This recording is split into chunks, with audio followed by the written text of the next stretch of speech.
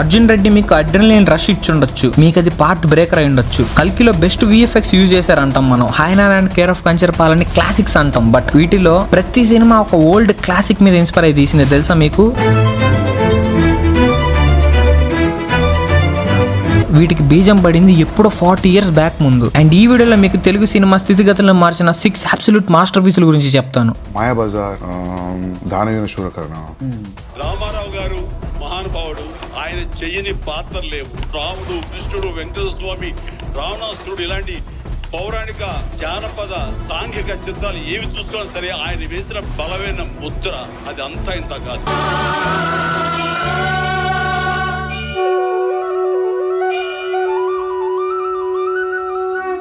అసలు తెలుగు సినిమా అంటేనే ఒక హీరో, ఒక హీరోయిన్, విలను, వాడి వల్ల వచ్చే ప్రాబ్లమ్స్, 4 పాటలు, 2 ఫైట్లు, ఒక ముద్దు అనుకుండే ఈ కమర్షియల్ జనరేషన్ కి ఎప్పుడో తెలుగు సినిమాని మోస్ట్ అడ్వాన్స్డ్ టెక్నికాలిటీస్ యూజ్ చేసి ప్రపంచం ముందు తెలుగోడి మేసం తిప్పిన సినిమాలే ఈ 6 సినిమాలు. Number 1 on our list Mayabazar. Let's go back in time. అది 1957. గుండమ్మ కథ, మిస్సమ్మ లాంటి క్లాసిక్స్ రూల్ చేసే టైం అది. కెమెరాస్, దాంతో పాటు యాక్టర్స్ ఉంటే సరిపోద్ది, ఒక సినిమా అయిపోయే టైం అది. కానీ అలాంటి టైంలో టాలీవుడ్ లో లీడ్ యాక్టర్స్ అండ్ టెక్నీషియన్స్ అందరూ కలిసి తీసిన ఒకే ఒక్క సినిమా మాయాబజార్. కౌరవుల దురంతాల కంతు లేకుండా ఉంది. మాయాద్యూతంలో పాండవుల రాజ్యాన్ని అపహరించింది చాలక ధర్మబద్ధులైన వారిని అవమానించి కట్టుబట్టలతో కానలకు పంపుతున్నారు.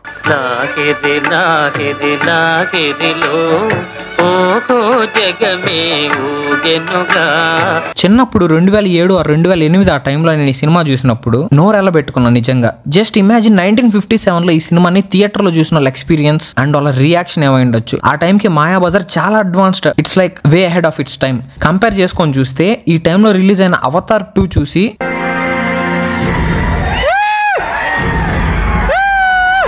ఎలా ఫీల్ అయ్యామో అప్పుడు మాయాబజార్ చూసి అలానే ఫీల్ అయ్యారు. ఫస్ట్ ఎస్వి రంగారావు గారు కూర్చొని ఆ ఫుడ్ ని ఇలా రండి అనగానే ఆ పాత్రలు మూవ్ అవుతూ వస్తాయి ఆయన దగ్గరికి. ఈ టెక్నిక్ నే మనం స్టాప్ మోషన్ అంటాం. కేవీ రెడ్డి గారు ఈ షాట్ ని ఎంత డెడికేషన్ తో తీశారంటే, యూజువల్ గా స్టాప్ మోషన్ లో థింగ్స్ ని ఒక ఫ్రేమ్ సెట్ చేసుకొని దాన్ని మూవ్ చేసి ఫోటో తీసుకుంటాం. ఇలా ఆన్ స్ట్రెచ్ చేయగానే ఒక 100 to 150 ఫోటోస్ మర్జ్ చేస్తే మీకు వచ్చేది 10 to 15 seconds ఫుటేజ్. బట్ ఒక ఫ్రేమ్ ని మూవ్ చేసి ఇలా 5 seconds క్లిప్ తీశారు అంతే కదా అనుకుంటే పప్పులో కాలేసినట్టే. బికాస్ ఈ పాత్ర రౌండ్ గా తిరుగుతూ వస్తుంది. సో అలా రౌండ్ గా మూవ్ అయ్యేది కూడా పిన్ పాయింటెడ్ గా ఫ్రేమ్ చేశారంటే this show cases the dedication of KV Reddy గారు. లిటరల్లీ చాలా టైం అండ్ పర్ఫెక్షన్ కావాలి దీనికోసం. అండ్ మనకి చెప్పడానికి చాలా సింపుల్ గా అనిపించవచ్చు కానీ stop motion is way harder back then. నిన్న మొన్న వచ్చింది కాదు ఈ సినిమా 1953, 73 years లిటరల్లీ. ఇంకా నెక్స్ట్ షాట్ లో అండ్ గట్టోజ్ గచ్చుడు లాగా ఎస్వి రంగారావు గారు సింగిల్ సిట్టింగ్ లో ఫుడ్ అంతా తినే ప్రాసెస్ చూసి ఎవెంట్ బాంకర్స్.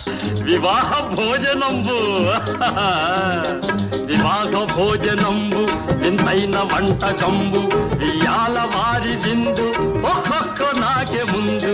ఘటోత్కచుడు అక్కడ పాత్రలో ఉన్న ఆహారం తినడానికి తన ఆకారాన్ని పెంచుకుంటాడు. ఇది ఎలా చేశారో చూద్దాం. First four ground and back ground ని ఫిక్స్డ్ గా పెట్టుకొని వెనక నుంచి ఎస్వి రంగారావు గారిని ఒక ట్రాలీ మీదుగా కెమెరా దగ్గరికి డౌన్ యాంగిల్ ఉన్నప్పుడు తీసుకొని రావడం సచ్ దట్ ఆయన సైజ్ పెరిగినట్టు ఉంటుంది. అప్పుడు తీగ వచ్చిందే ఈ అద్భుతమైన సీన్. అండ్ ఘటోత్కచుడు లాగా ఎస్వి రంగారావు గారు సింగిల్ సిట్టింగ్ లో ఫుడ్ అంతా తినే ప్రాసెస్ చూసి ఎవెంట్ బాంకర్స్. అండ్ ఈ సీన్ లో ఎస్వి రంగారావు గారు లడ్డూ తినే సీన్ ఏదైతే ఉందో ఆయన వెనక ఒక పైప్ పెట్టి కెమెరా కనిపించకుండా దాన్ని పైప్ లో నుంచి లడ్లు పంపించేవాళ్ళంట. ఇప్పుడు దాన్ని రివర్స్ చేసి ఒక ఫుటేజ్ ని క్రియేట్ చేశారు. అది ఈ మాస్టర్ పీస్ అయింది. ఇంకా ఈ చాప సీన్ ఏదైతే ఉందో అది ఏ సైడ్ వదిలేస్తే ఆ సైడ్ ఫోల్డ్ అయ్యి మనల్ని అవాక్ చేసింది. నిజానికి అల్యూమినియం ఫాయిల్ యూజ్ చేసి దానిపైన కార్పెట్ వేసారంట. దాని వల్ల అలా మంచి సీక్వెన్స్ వచ్చింది. Mayabazar is not less than any other technical wonder. KV Reddy గారిని undoubtedly goated directors of Telugu film industry అని అనొచ్చు. ఈ చిన్న చిన్న ట్రిక్స్ ని రివీల్ చేయడం వల్ల ఈ జనరేషన్ కి అంతేనా అని అనుకుంటాం గానీ అప్పట్లో మాత్రం థియేటర్ లో చూసిన జనాలకి మైండ్ బ్లాక్ అయిపోయింది. And number 2 on our list cult classic of Telugu cinema అనగానే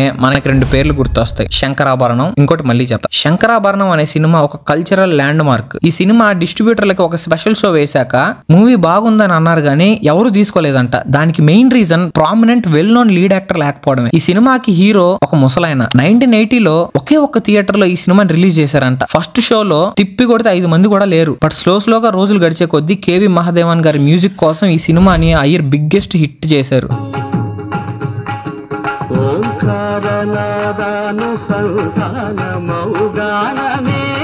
ఇప్పుడు సాంగ్స్ తో డ్రగ్ అంటే అనిరుద్ధ్, డిఎస్పి, తమన్ అంటారు కానీ రాక్, మెటల్, జాజ్ అలాంటి లేని మ్యూజిక్ టైంలో KV Mahadevan and Ilaiyaraaja garu music it's nothing less than any drug, it's direct poison. ఇప్పటికీ జనాలు బాధలో ఉంటే ఇళయరాజా గారి సాంగ్స్ వింటారు. That's the impact they created.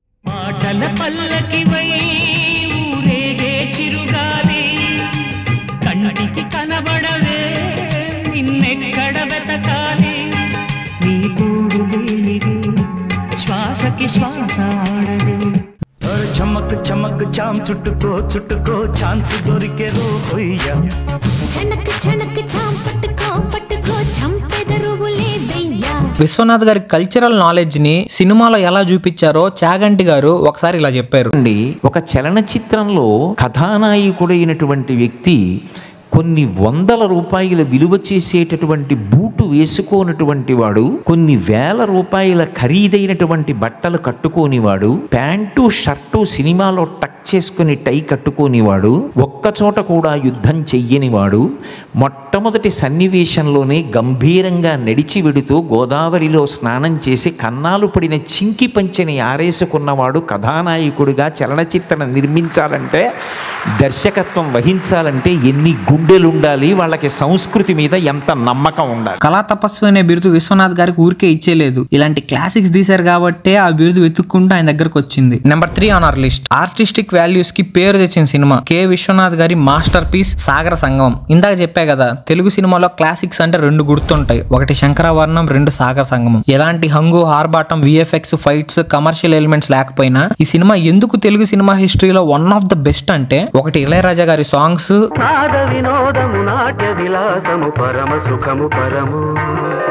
Vishwanath గారి డైరెక్షన్, శంకరాభరణం, సాగర్ సంగమం ఇలాంటివి మనం అంటే వీటిని నోట్ చేయకుండా, వీటిని కోట్ చేయకుండా మనం అయితే తెలుగు సినిమా గురించి మాట్లాడలేం. ఖచ్చితంగా వాటిని కోట్ చేసి తీరాలి. ఎందుకంటే అవి కమర్షియల్ సక్సెస్ లను, లేదంటే ఎక్కువ రోజులు ఆడాయను, ఎక్కువ డబ్బులు తెచ్చాను మాత్రమే కాదు, సినిమా తీసే విధానాన్ని, సినిమా చూసే విధానాన్ని రెండింటిని మార్చిన సినిమాలు ఇవన్నీ. మూడోది ముఖ్యమైనది కమల్ హాసన్ గారి యాక్టింగ్. అది అలాంటిది నాకు కరెక్ట్గా అలాగనే ఆలోచించాను. అసలు ఆ ఇచ్చిన అమ్మాయి చేపట్టుకుంటాడు, అసలు దుఃఖం వచ్చేస్తుంది, పసిపిల్లలాగా ఏడ్చేస్తూ ఉంటాడు. ఏడ్చేస్తున్నప్పుడు ఏమిటి పసిపిల్లలాగా మీరు ఏమిటిది అంటుంది 2-3 సార్లు జయప్రద.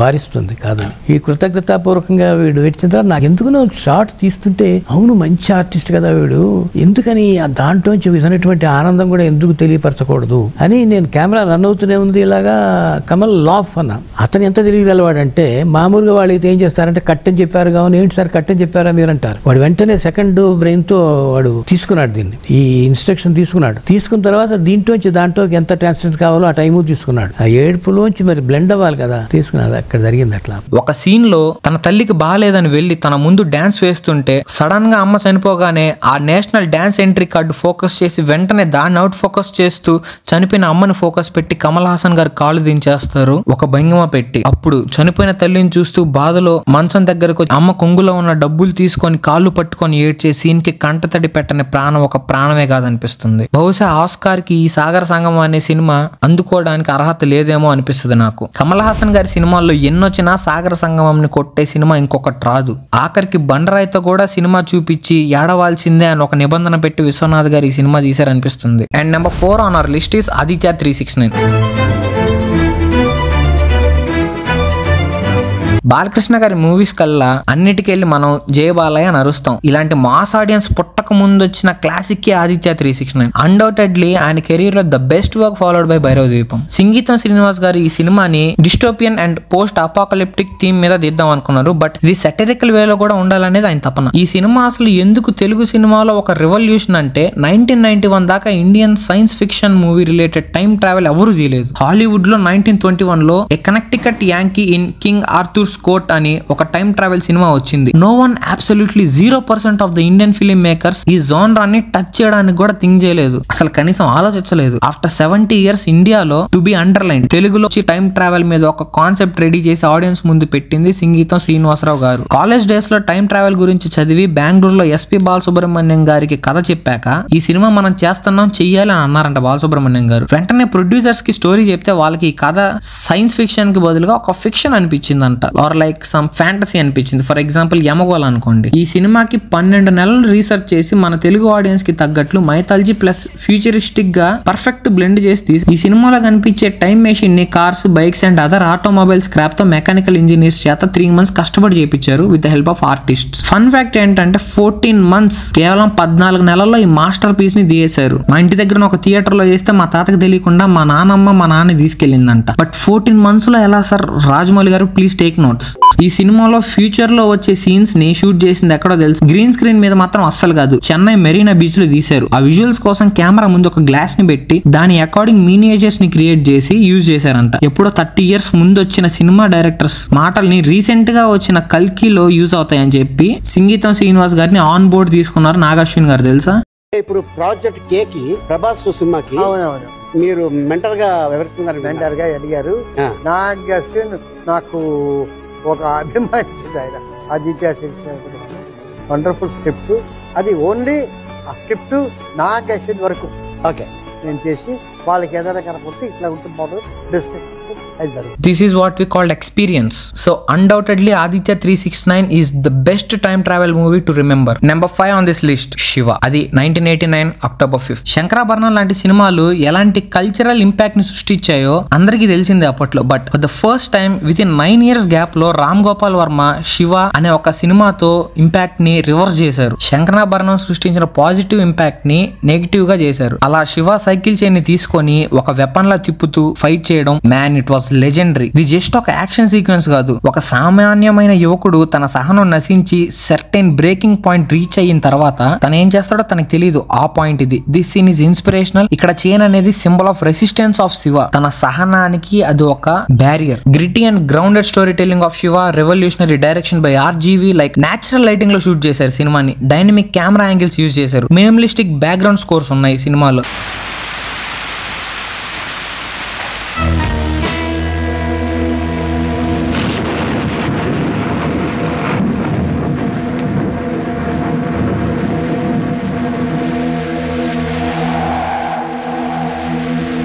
రియలిస్టిక్ క్యారెక్టర్స్ ఉన్నాయి అండ్ అర్బన్ సెట్టింగ్స్ కూడా కరెక్ట్ గా ఉన్నాయి, ఆన్ పాయింట్ ఉన్నాయి. Last but not least cultural impact. Shiva అనే cinema Telugu as well as Hindi సినిమాలో new wave of film making కి ఒక బెంచ్ మార్క్ అయింది. శివాని మూవీ కంటే it was called a movement అనొచ్చు. It was way ahead of its time again. And last but not least number 6 on our list, Eega అనే cinema.